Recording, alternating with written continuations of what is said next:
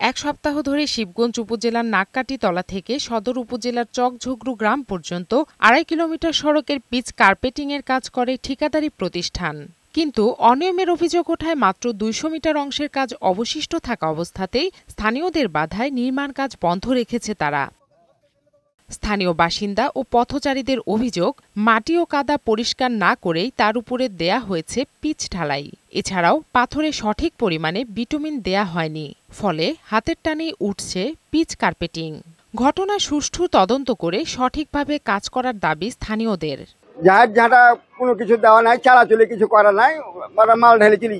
আমরা চাই যে রাস্তা ভালো করে দিতে হবে, রাস্তা যে হালে করতে হয় সে হালি করে দিতে হবে, সব পরিষ্কার করে। এ বিষয়ে কথা বলতে রাজি হননি স্থানীয় সরকার প্রকৌশল অধিদপ্তরের নির্বাহী প্রকৌশলী। এমনকি ফোনও রিসিভ করেননি তিনি।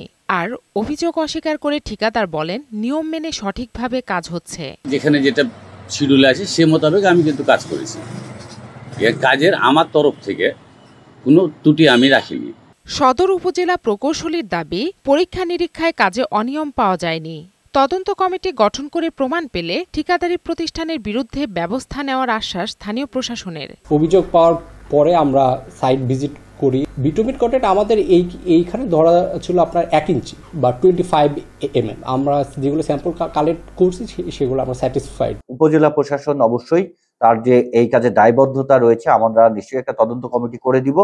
সেখানে তার যদি কোনো গাফিলতি থেকে থাকে কাজের মানের সংশ্লিষ্ট ঠিকাদারি প্রতিষ্ঠানের বিরুদ্ধে নিশ্চয়ই আমরা ব্যবস্থা গ্রহণ করব। ২.৫ কিলোমিটার এই সড়কের সংস্কার কাজের নির্মাণে প্রাকলিত ব্যয় প্রায় ১,৫,৫২,০০০ টাকা। সঠিকভাবে ও নিয়ম মেনে কাজটি করা হবে বলে আশাবাদী স্থানীয়রা। জান্নাতুল ফিরদাউস কণা, বৈশাখী সংবাদ।